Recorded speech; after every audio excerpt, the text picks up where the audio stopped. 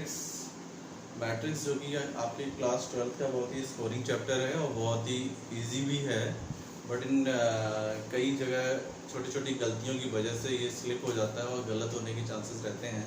तो हम इसमें बिल्कुल नहीं चाहेंगे कि मैट्रिक्स जैसे टॉपिक में आप लोगों से कोई भी गलती हो या किसी प्रकार की कोई प्रॉब्लम सॉल्व करने में किसी प्रकार की कोई दिक्कत आए। ये स्कोरिंग है, दैट में चाहेंगे हम पूरे 100 आउट ऑफ 100 इसमें आपको जो स्कोर है वो पूरा आपको मिले।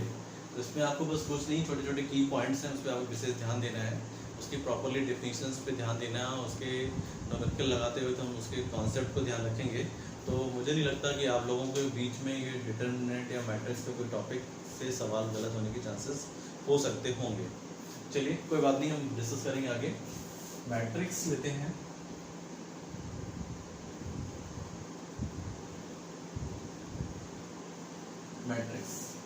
मैट्रिक्स क्या चीज़ है? मैट्रिक्स हम लोग स्पेशली ये मैट्रिक्स का जो कॉन्सेप्ट है ये हमारे यहाँ कंप्यूटर साइंस इंजीनियरिंग में बहुत ज़्यादा यूज़ हुआ है और मेडिसिन में भी यूज़ हुआ है। और इसका हम लोग बेसिकली मैट्रिक्स को हम लोग लीनियर इक्वेशन के जो सवाल होते हैं, लीनियर इक्वेशन इन 2 वेरिएबल या 3 वेरिएबल, उनको सॉल्व करने में बहुत इसका ईजी कॉन्सेप्ट आया और बहुत ईजिली सवाल लगा सकते हैं। सपोज जैसे एग्जाम्पल को लीनियर इक्वेशन से स्टार्ट करते हैं। लीनियर इक्वेशन लेते हैं हम लोग, x + y + 3z = 5 and next one is a x + 2y + 4z = 7 and 3x + y + z = 4। अब आपसे कहें this is a linear equation in 3 variable where is x and y is z। 3 variable है आपका, ये आपका कांस्टेंट है। अब मुझे यहाँ पे x और y z ये 3 की वैल्यू चाहिए। आपने क्लास 9th में अच्छे से सवाल लगाए होंगे लीनियर इक्वेशन इन 2 वेरिएबल के। तो इसको हम लोग क्या करते थे कि इनके x या y के कोफिशिएंट को a करते हैं, फिर इनको हम माइनस करते हैं, फिर निकालते कट करके हम लोग वहाँ से वैल्यू फाइंड करते हैं। या इसको ग्राफिकल रिप्रेजेंटेशन कैसे करते हैं, इनका ग्राफ बनाते हैं। जहाँ पे ये ग्राफ कैसे बनेगा, सपोज ये ग्राफ, ये एक लाइन, दूसरी ये है और तीसरी ये है। जहाँ पे ये तीनों कॉमन इंटरसेक्शन करते हैं, this is solution of this equation. But in 2 variable के केस में या 2 लीनियर इक्वेशन के केस में इजी होता है, पर जहाँ ये हमारा 3 वेरिएबल पहुँच जाता है वहाँ हमारा सवाल 2 से 4 पन्ने में पहुँच जाता है। तो इस सवाल को इजी करने के एक कॉन्सेप्ट में एक मैट्रिक्स आया। मैट्रिक्स की हेल्प से हम इसको इजीली हम इसको सॉल्व कर सकते हैं। यानी आप कह सकते हो कि मैट्रिक्स हमारा एक इजीएस्ट एक वे है to solve such type of equations. Okay,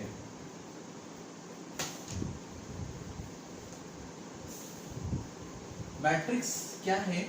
एक अरेंजमेंट है। मैट्रिक्स हमारा एक अरेंजमेंट है किसी भी चीज को अरेंज करने का। सपोज एक क्लास में बैठे हुए स्टूडेंट्स को height wise, wait wise, class wise हम लोग उन स्टूडेंट्स को अरेंज करते हैं या एक सिस्टमेटिक ढंग से बैठालते हैं। सपोज हमने एक एग्जांपल लिया, एक क्लासरूम को, स्टूडेंट्स को हमने यहाँ पे उनके हाइट वाइज अरेंज किया।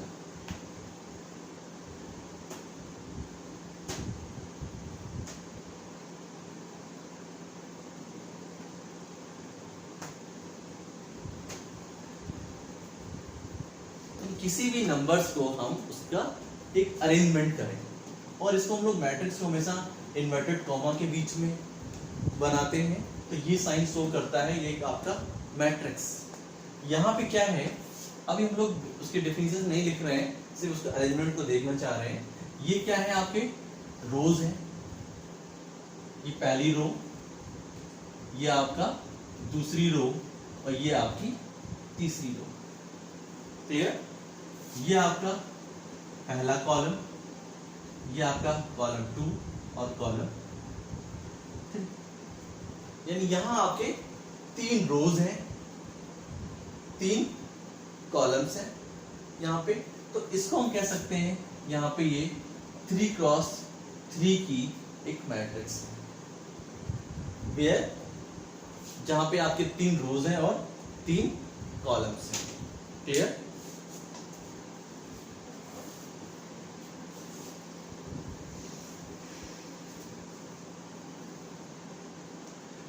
हम मैट्रिक्स को थोड़ा और देख लेते हैं। सपोज करो यहाँ पे 3 चीजें हैं, A, B, C। 3 चीजें यहाँ पे हैं। अब A से B जा रहा है,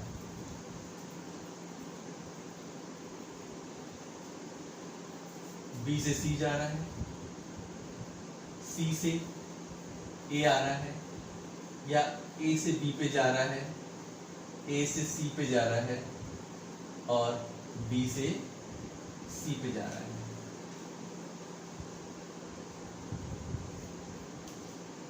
ठीक है? अब हम इसके मैग्नीट्यूड्स को सपोज लिख लें। ये 5 है, ये डिस्टेंस भी 5 होगी, ये 4 है, ये वाला, ये 4 है, ये 6 है, ये 6 है। ये 3 शहर मान लो, ये आपका कानपुर है, ये आपका कानपुर, ये आपका इलाहाबाद, और ये आपका बनारस।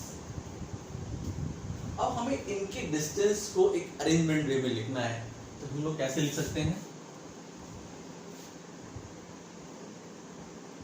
सपोज ये कानपुर है, ये आपका इलाहाबाद है, ये आपका बनारस है। कानपुर, इलाहाबाद, बनारस, 3 सिटी है।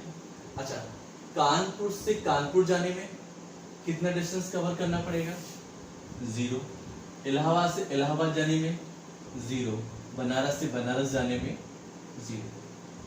क्लियर? अच्छा, कानपुर से इलाहाबाद, यानी कानपुर से इलाहाबाद जाने में कितना ले रहा है? 6 किलोमीटर।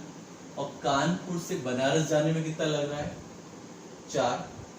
इलाहाबाद से कानपुर जाने में 6, और इलाहाबाद से बनारस जाने में कितना लग रहा है? 5। और बनारस से कन्नौज जाने में, यानी बनारस से आपका कानपुर जाने में सपोज कितना लग रहा है? 4। और बनारस से इलाहाबाद जाने में कितना लग रहा है? 5। यह आपका अरेंजमेंट हुआ किसका? इन 3 सिटी के बीच के डिस्टेंस को हम एक प्रॉपर वे में अरेंज करके लिख सकते हैं। ये जो रिप्रेजेंटेशन है, यही हमारा क्या कहलाता है? मैट्रिक्स। क्लियर है? In matrix simply a arrangement of values in sequence of column and rows. तो यहाँ पे ये मैट्रिक्स जो हमारी बनी है, वो कितने की बनी है? जो हम लोग इसको राइट साइड में बॉटम पे यहाँ लिखते हैं, इसका 3x3। ये 3 रिप्रेजेंट करता है, पहला 3 रिप्रेजेंट करता है हमारा रोज को, और दूसरा रिप्रेजेंट करता है हमारा कॉलम्स। क्लियर है भाई? Okay.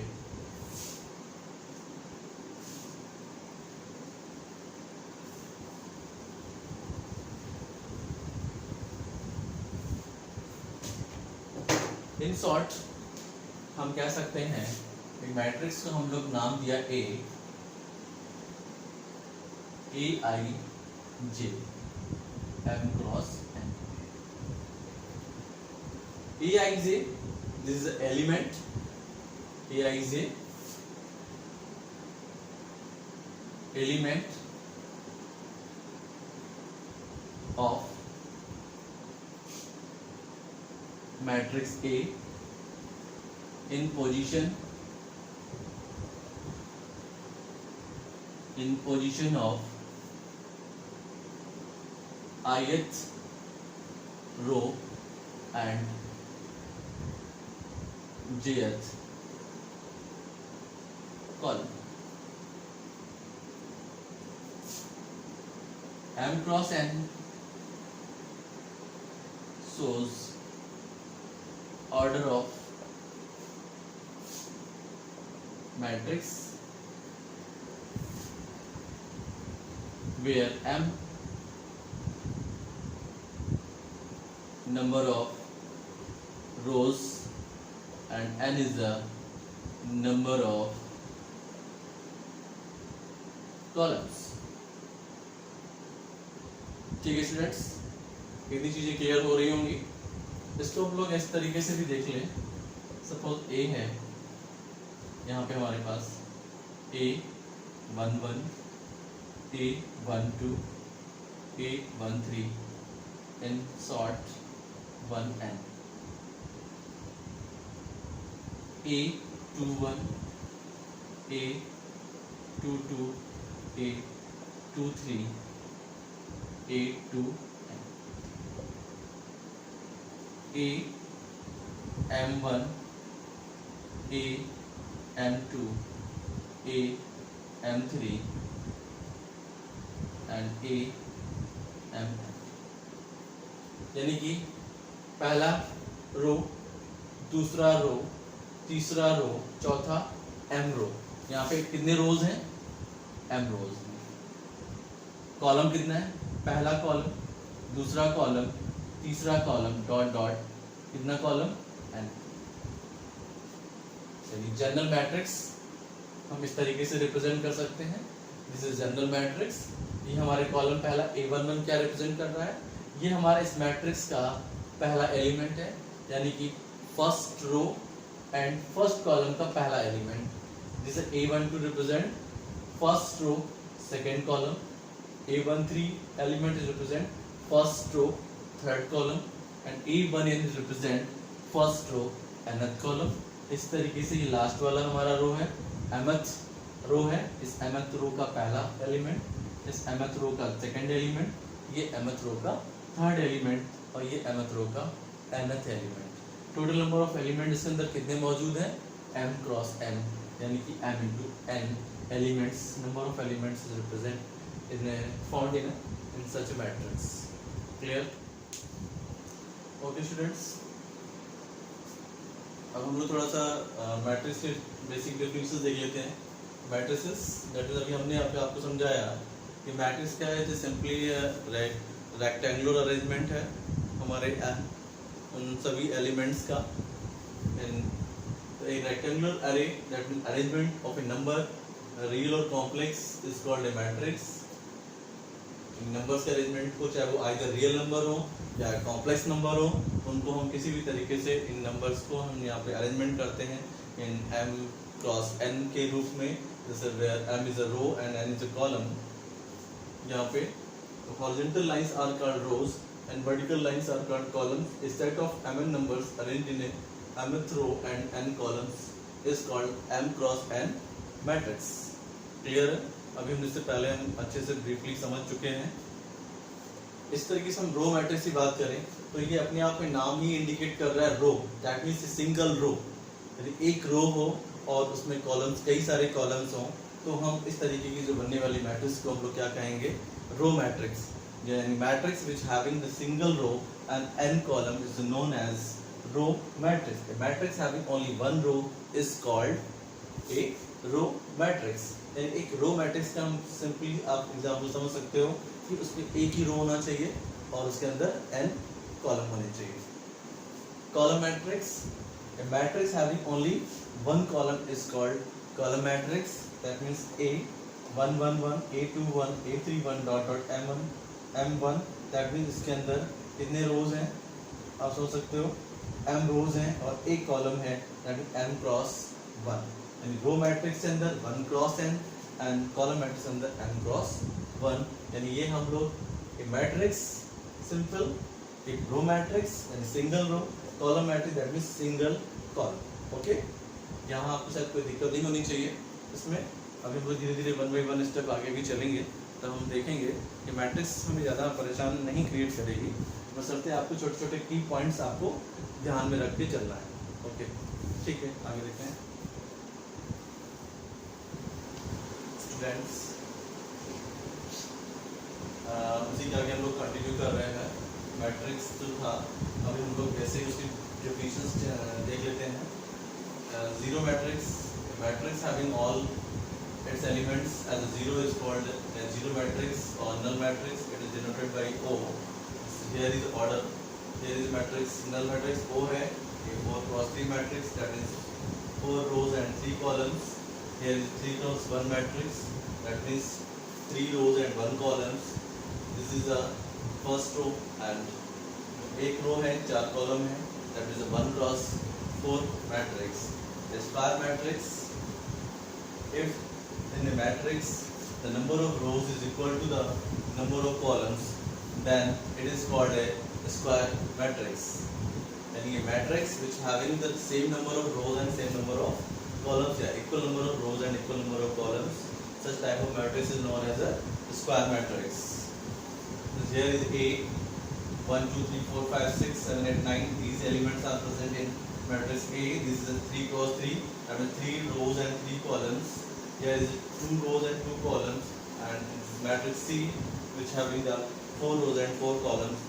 And these A, B, C matrix is known as square matrix because of this matrix having the same number of rows and same number of columns. In case of diagonal matrix, diagonal matrix में क्या होता है, एक हमारा principal element होता है, principal diagonal होता है. डायगोनल मैट्रिक्स की सबसे पहली कंडीशन ये होती है तो स्क्वायर मैट्रिक्स होनी चाहिए, और स्क्वायर मैट्रिक्स होने के बाद उसका यानी कि जो डायगोनल एलिमेंट जो डायगोनल है उसको हम लोग बोलते हैं प्रिंसिपल डायगोनल. इसकी above and up and down में दोनों तरफ ही जीरो एलिमेंट होने चाहिए. जीरो एलिमेंट होता है तो ऐसी मैट्रिक्स हम लोग क्या बोलते हैं, डायगोनल मैट्रिक्स. ये यानी in a square matrix the element A11, A22, A33, A44, ANN are called the elements of the principal diagonal. If in a matrix all the elements above and below the principal diagonal are zero, then it is called a diagonal matrix. Matrix A principal diagonal, यहाँ बाधा के सारे element 0 0 है. ये matrix B है, यहाँ पे above and down में सारे एलिमेंट 0 हैं. यहाँ पर भी इसके ये हमारा प्रिंसिपल डायगोनल है यहाँ पे, और बाधा की एलिमेंट कैसे हैं, 0 0 है. तो ये 2 क्रॉस 2 की मैट्रिक्स है. This is known as a diagonal matrix. Diagonal matrix जो होंगी वो स्क्वायर मैट्रिक्स अपने आप ही होंगी. स्क्वायर मैट्रिक्स यानी डायगोनल मैट्रिक्स की पहली कंडीशन ही यही है कि वो स्क्वायर मैट्रिक्स हो. यहाँ पर आप देख सकते हो कि जैसे सी मैट्रिक्स है, स्क्वायर मैट्रिक्स है यहाँ पे, बट ये इसमें डायगोनल एलिमेंट 0 है, बाद आपकी एलिमेंट नॉन जीरो है, तो ये आपकी डायगोनल एलिमेंट डायगोनल मैट्रिक्स नहीं है. ओके, नेक्स्ट देखते हैं इसके आगे की definitions. Scalar matrix, a diagonal matrix in which all the principal diagonal elements are equal is called a scalar matrix. यानी स्केलर मैट्रिक्स हम उस मैट्रिक्स को कहेंगे जिनके प्रिंसिपल डायगोनल एलिमेंट्स इक्वल होते हैं. जो डायगोनल मैट्रिक्स प्रिंसिपल डायगोनल आपको बताया था, तो डायगोनली जो होते हैं इसके यदि डायगोनल में सारे एलिमेंट्स इक्वल हैं तो वो कैसा होगा, स्केलर मैट्रिक्स. और इसी स्केलर मैट्रिक्स में यदि वही डायगोनल एलिमेंट सारे के सारे आइडेंटिटी हो जाए, 1 हो जाए, तो वो क्या हो जाते हैं, यूनिट मैट्रिक्स कहलाते हैं. दैट मींस वो आइडेंटिटी मैट्रिक्स कहलाते हैं. यानी a scalar matrix in which each diagonal element is unity is called the unit matrix. That means identity matrix. This I1, I2, I3. I1 is that means it represents the order of 1 matrix. This is order of 2 matrix. This is order of 3 matrix. Square matrix में क्या होता है, understood होता है कि number of rose and number of columns equal होते हैं. यानी m क्रॉस n की जो वहाँ होता है वहाँ number of m is equal to number of n कहलाएंगे. इक्वल होते हैं, m is equal to n होता है, तो वही उसका ऑर्डर होता है. आपको बेसिक्स इनकी छोटी छोटी डेफिनेशंस हैं, इन्हें आपको दिमाग में रख के काम करना है. ये आपको इसे बिल्कुल भी दिमाग से स्लिप नहीं करना चाहिए. जैसे अभी से पहले हम लोग देखा क्या, एक डायगोनल मैट्रिक्स देखा था. डायगोनल मैट्रिक्स में क्या होता है, सारे के सारे डायगोनल एलिमेंट के अलावा उनके और सारे एलिमेंट कैसे होते हैं, 0 होते हैं. वो क्या कहलाते हैं, डायगोनल एलिमेंट कहलाते हैं. बस एक डायगोनल एलिमेंट की कंडीशन क्या होती है, तो स्क्वायर मैट्रिक्स ही होनी चाहिए. Scalar matrix that means diagonal element सारे के सारे जो होते हैं, यानी प्रिंसिपल डायगोनल जो होता है वो हमेशा कैसा होना चाहिए, इक्वल होना चाहिए, चाहे 1 भी हो। आप यहाँ से कह सकते हो unit matrix also known as scalar matrix, but scalar matrix is not a necessary कि वो यूनिट मैट्रिक्स ही हो। यानी आप यहाँ से कह सकते हो यूनिट मैट्रिक्स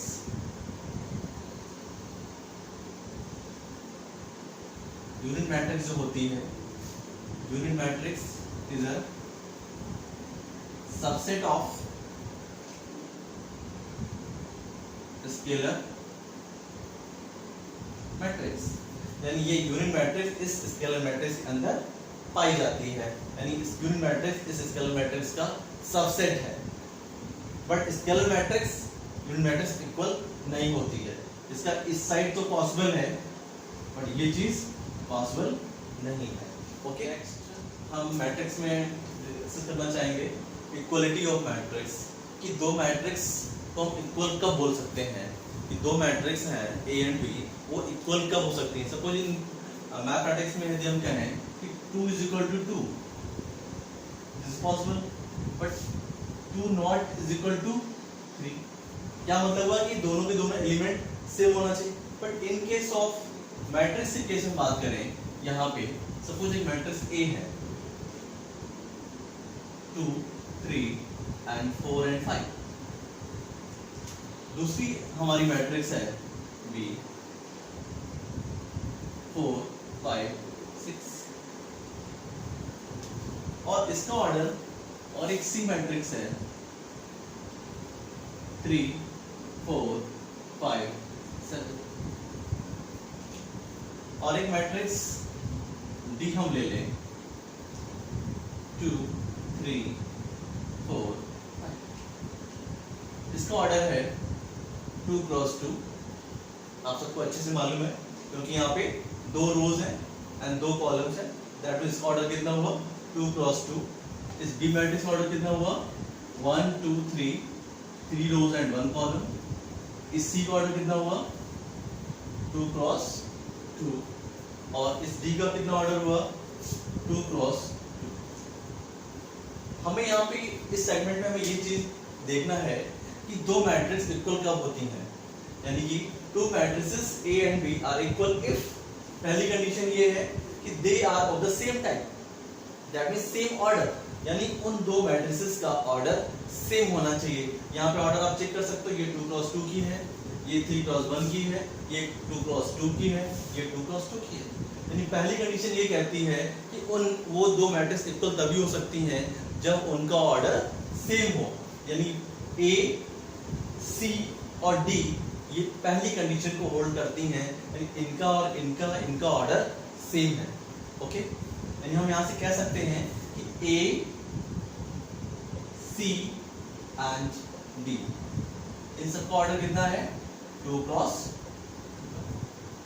सेकेंड कंडीशन ये कहती है each element of A, each element 2, 3, 4, 5 is equal to the corresponding element of B, यानी B कोई ऐसी मैट्रिक्स है जो इसके इक्वल बताई जा रही है। यानी A को हम चेक करना है C और D के साथ, A को हम C के साथ चेक करें तो क्या 2 की जगह 2 है, यहाँ पे है 3 है, यानी आप पहले से कह सकते हो कोई भी एक एलिमेंट अपनी जगह पोजीशन से हिला हुआ है तो आप वो इक्वल मैट्रिक्स नहीं हो सकती है। हो सकता है ये बाकी एलिमेंट अपनी जगह सेम मिल रहे हों, पर एक भी एलिमेंट ऐसा है जो नहीं मैच कर रहा है, तो वो हम उन दो मैट्रिक्स को हम कभी भी इक्वल मैट्रिक्स नहीं बोल सकते हैं। यहाँ बात क्लियर होगी। जैसे ए बी के साथ इक्वल है तो 2 के पोजीशन में 2 है, 3 की पोजीशन में 3 है, 4 की पोजीशन में 4 है एंड 5 की पोजीशन में 5। Position in the sense first row first column, यानी कि ये आपका पहला है A11, A12, A21, A22, यानी A11 में हम यहाँ चेक करें A11 पे कितना है 2, A में भी है D में भी है एंड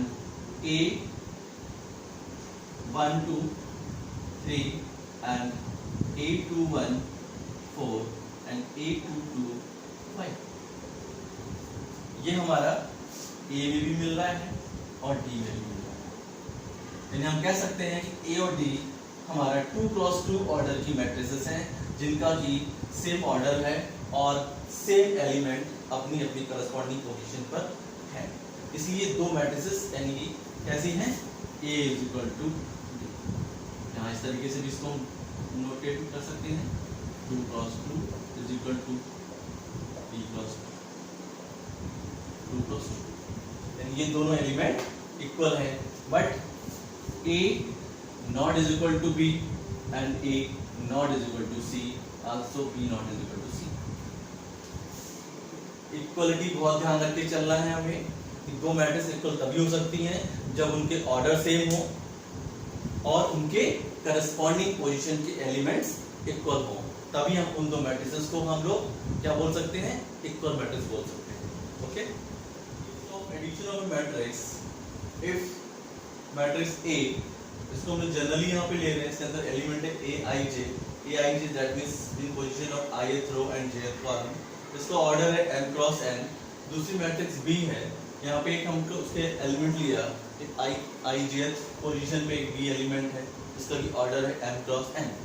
दो मैट्रिक्स को तभी जोड़ा जा सकता है, यानी दो मैट्रिक्स तभी आपका उनका एडिशन एंड सब्ट्रैक्शन पॉसिबल है इन केस ऑफ उनका ऑर्डर दोनों मैट्रिक्स का सेम होना चाहिए, दैट मींस ये ऑर्डर और ये ऑर्डर सेम होना चाहिए तभी, और उनके एडिशन करते वक्त हम उनके करस्पॉन्डिंग एलिमेंट को ऐड करते हैं, यानी कि जो नेट मैट्रिक्स जो आफ्टर एडिशन बनेगी वो क्या बनेगा, Aij प्लस Bij, और इनका ऑर्डर क्या आएगा, m क्रॉस n।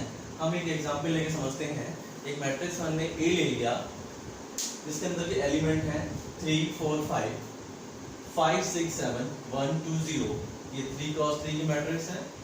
B आपकी 1 0 0 0 1 0 0 1 0 0 1, ये 3 क्रॉस 3। आपको पता होगा इसका नाम क्या हो सकता है, आइडेंटिटी मैट्रिक्स। क्यों? क्योंकि इसके सारे के सारे एलिमेंट ऐसे हैं, 1 है, या इसको हम लोग यूनिट मैट्रिक्स भी कह सकते हैं और इसको हम लोग स्केलर मैट्रिक्स भी कह सकते हैं। स्केलर मैट्रिक्स क्यों कह सकते हैं, क्योंकि इसके डायगोनल एंड इंफ्राडायगोनल एलिमेंट कैसे हैं, सेम है। तब unit matrix, identity matrix, scalar matrix. हम इसीलिए बार बार जो पुरानी डेफिनेशंस को दोहरा रहे हैं, जिससे आपको याद करने में और पहचानने में आसानी हो। ठीक है, अब हम इन दो मैट्रिक्स को ऐड कर रहे हैं, तो हम क्या कर रहे हैं, इनके करस्पॉन्डिंग एलिमेंट्स को ऐड कर रहे हैं। जैसे 3 है, यानी फर्स्ट रो फर्स्ट कॉलम की पोजीशन कितनी, 3 है, यानी यहाँ 3, यहाँ पे फर्स्ट रो फर्स्ट कॉलम की पोजीशन कितनी है, 1, यानी 3 प्लस 1 कितना आया, 4 plus 0 5 plus 0 5 plus 0 6 plus 1 and 7 plus 0 and 1 plus 0 2 plus 0 and 0 plus 1। इन दोनों का एडिशन जब आएगा वो कितना आएगा, 3 क्रॉस 3, यानी नेट हमारा इन दो मैट्रिक्स का एडिशन क्या आया, 4 4 5 5 7 7 1 2 and 1, 3 क्रॉस 3, यानी एडिशन। और हम यहाँ पे ये भी कह सकते हैं addition of matrix either subtraction.